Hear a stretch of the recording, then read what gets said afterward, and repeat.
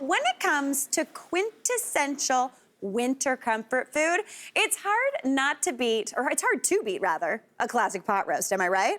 Are we feeling good about it? Listen, a classic pot roast, I feel like they kind of fell out of style for a while because it feels like something that you'd make if like your boss is coming to dinner, but I don't think bosses come to dinner anymore. Which honestly, who knows? It's always good. But we're gonna make a classic pot roast because it is a delicious staple in my house. It's really, really great, obviously on the night of, but it's also fantastic as leftovers. What a dream. So the first thing we need when we're making a pot roast is the actual roast. I'm gonna bring it on over here so we can take a gander at it. So I've got about 1¼ to 1½ kilo roast here. Now you want to use like a chuck roast, you could use a tip sirloin, whatever's kind of on sale is what you're looking for, because that's going to be a tougher cut of meat, which sounds counterintuitive to making something delicious and tender, but we are going to be braising this and slow cooking this, or pot roasting this, if you will, which is going to give it a lot of tenderness and juiciness. So I'm just going to dry this off with a little bit of paper towel, get it nice and dry, just to make sure that it gets a good golden brown sear on it. But what I want to do now is I'm going to season this. But instead of just adding seasoning straight on to this roast, I like to make a seasoned flour, because that's going to help kind of give it a good crust, encourage more golden brown flavor and color, a little bit of toastiness, because basically flour, when you heat it, kind of turns into toast. And everybody loves toast, am I right? All right, so for that flour, the first thing I need is 2 tablespoons, obviously, of some flour. Just all purpose is perfect, just in a little bowl. And then we're gonna season that up with just some classic spices that work beautifully with beef. This is where you can also change it up. If you wanna go a little different, maybe a little kind of like Mediterranean, you could throw in some like cumin and oregano and things like that, but we're keeping it classic today. I'm going in with 1 teaspoon of garlic powder. Love garlic powder. It doesn't burn as quickly as fresh garlic, so it's really good to do as kind of a rub or on the outside of something that's gonna cook for a good long time. Now I'm also going with 1 teaspoon of onion powder. Now onion powder, garlic powder I don't think you can use too much personally, that's my own opinion. Onion powder, you definitely can. It goes from being like, ooh, delish, to like, not what I'm going for. 1 teaspoon is perfect for this though. And onion powder kind of sort of tastes like caramelized onions, but in a jar. Really, really tasty. Now for a little bit of smokiness, I'm reaching for what I refer to as the bacon of my spice cupboard, and that's smoked paprika. I love smoked paprika. Really, really tasty. It's not spicy, it just has that nice smoky in it. You can get sweet paprika, you can get hot paprika. Smoked is my favorite, so add that on in. Then I'm gonna season that with about 1.5 teaspoons of kosher salt. If you're using sea salt, feel free to do a little bit less. Sea salt tends to be a little bit saltier tasting than kosher salt. Now for some pepper, going with about 1/2 teaspoon. Now I am going to lie here and say this is 1/2 teaspoon, but if I were to be grinding 1/2 teaspoon, I'd be here for probably about a minute, and I don't have time for that. We're going quick today with this slow cooked pot roast. All right, add that on in, give that a good mix together. And that's basically your seasoned flour. This is also something that's really good if you're making like a breaded chicken thigh or a chicken thigh. Sprinkle some of this on, gives you more golden brown, seals in all the juices too, which is a delight. All right, now I'm gonna take this beautiful seasoned flour and just scatter it over this roast. So just be as messy as you want, because I'm actually gonna kind of like roll the roast around just to get it coated in all of that wonderful seasoned flour. If some doesn't stick on, honestly, it's not the end of the world, but this flour is also gonna help to thicken up the braising liquid, because it almost is gonna make a roux as it's cooking in the oven. And a roux is that thing you make if you're making like a cheese sauce or a gravy or anything like that. So just give it a nice coat all the way around.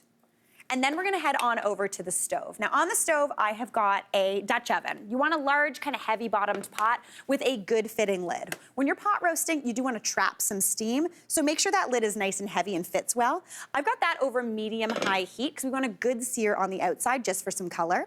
Like go in there with just a little bit of olive oil, canola oil, whatever have you.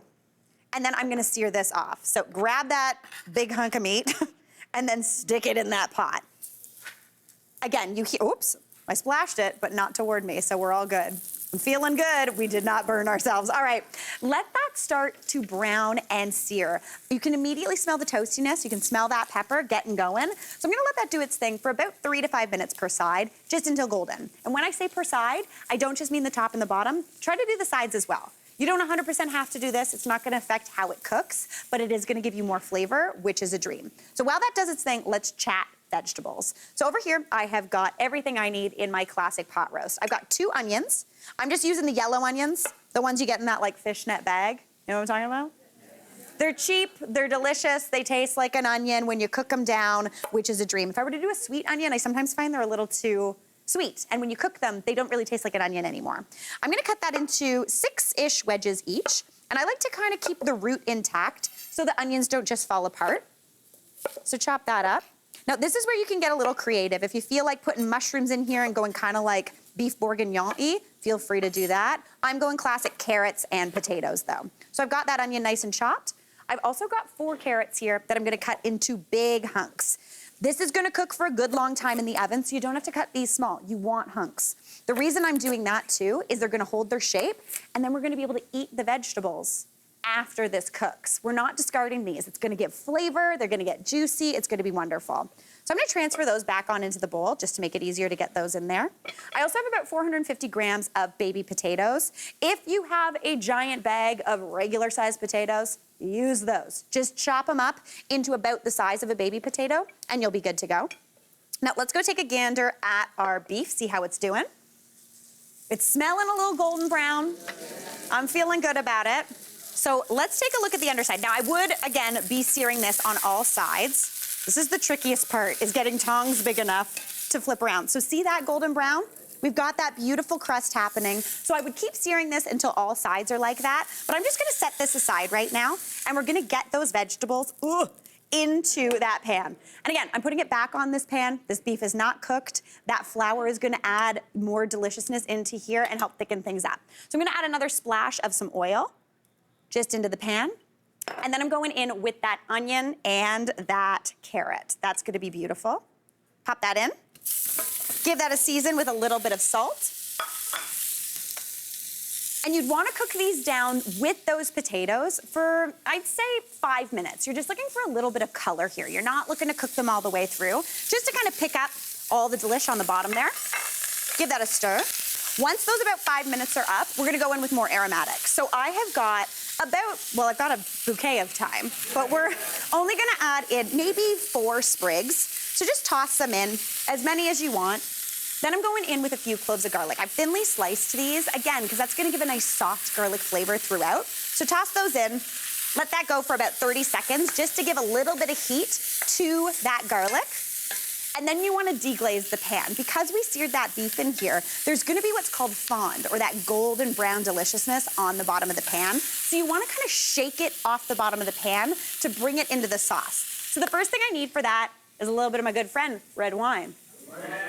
What a treat. You need about half a cup of this. Use a dry red wine. I typically don't use something that's really berry forward because I just don't love it with beef, but it is really, really nice, whatever you like to drink. About half a cup, pour it however you want. A little bit more. We're going into bourguignon territory, and I'm not mad about it. Now, into there, a classic with beef. I love Worcester sauce, or Worcestershire sauce, or this stuff, you know what it's called? You know what we're doing. 2 tablespoons of that going right in. This is something that if you like a Caesar, you have on hand. I know you do. If you don't, get it, because it is a delicious addition to so many things. Now, I'm gonna add that beef roast back into this pan. This is the only difficult part of this recipe, is fitting it into this pot, because it gets a little tricky. But we're just gonna kind of nestle this seared beef roast right into the middle of all of those vegetables. Get it down as low as you can, because you don't really want it touching the top. I'm gonna add a little bit of that flour in as well, but that's just gonna cook down. And now what we need to do is add enough beef broth. I always use a low sodium beef broth to come about halfway up the side of that roast. This is what makes this pot roasting or braising. If I were to cover this completely with this broth, that would be stewing, which doesn't make something not appetizing. It's very, very tasty, but you lose all that golden brown deliciousness. So add in that beef broth so it comes about halfway up the side of that roast. You want a little bit on the outside because that's gonna give you that golden brown flavor. You're gonna get the tenderness of that steaming, delicious beef. It's gonna be fantastic. Pop a lid on, bring it up to a boil. I'm gonna pop that into my 300-degree oven for 3 to 3.5 hours. Takes a while, but good things come to those who wait. We're gonna take a gander at what this looks like. Like, oh yeah. Also, my favorite thing is this. If you look at the inside of your lid, this Dutch oven has done its job. All of that heat has come up. All of that beautiful steam that's full of flavor has just cooked the top of that beef. It's gonna be a total dream. Feeling very excited.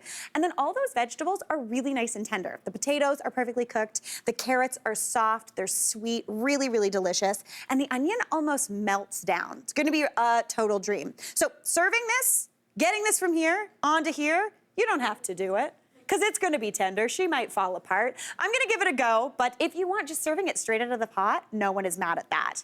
Now, this recipe also works really well if you wanna do it in a slow cooker. I do suggest browning it first and searing it off, then putting it in the slow cooker. It's gonna give you that extra bit of flavor. If you couldn't be bothered and don't wanna do it, honestly, don't worry about it. I won't tell anybody. It'll still cook up beautifully. All right, so carefully, oh, she's tender. Okay. This is the feet. Okay, we're gonna ooh, she's very tender. We're gonna get this little roast that's cooked down. So, oh yeah, she's falling apart. This is a good pot roast. Take them out, and then I'm gonna pop it right down. Look at that beef. Like, all you wanna do is just kind of with a fork, look, come on. What a delight. You just kind of pry it off. You don't need a knife. My husband, Aaron Mariash, loves a pot roast because he hates eating with a knife. Does anyone else's husband do that? He uses the side of a fork. Like it's I don't even know. I'm like, knives exist, my man. Anyway, I love serving it just like this on a big platter. Then just get a slotted spoon and spoon all those delicious vegetables right around it. This is my favorite part. Anytime I make any sort of roast, all of these vegetables that cook down with the meat have absorbed so much flavor. They are delicious, they are tender. Those potatoes are just like, ugh, what a dream. I think I'm still in my potato era. I was in my potato era late last year, and I feel like I'm getting back into it mainly because of this dish. I love a potato. Potato a day keeps Mary Berg happy. What is life? We've got those carrots, the little potatoes, and then you do not want to get rid of this beautiful braising liquid. I love it as is. It's nice and juicy. It's really, really wonderful. But if you want, you can boil it down. You can make a little bit of a cornstarch slurry to give it a little bit more thickness. But this, dunked, delicious. I love it. Now, for a little bit of bright green, I do want to add maybe a little bit of parsley. If you're feeling it, you could also just do some more thyme or something. Give it a little bit of a chop, though. I do think sometimes things that have cooked for that long in the oven do benefit from something that has not been in the oven. So that little bit of parsley right on top, just those veg. Looks like an absolute dream. You put that on your table, no one is gonna be complaining. And as I said, this little potato has been calling to me the whole time. I'm gonna dunk him in the juice, and I'm gonna give it a taste. Let's go. Tender, delicious. Little bit of extra salt on there. What a dream. Hey, Mary here. What did you think? Drop your comments below, and don't forget to like and subscribe for more of the good stuff.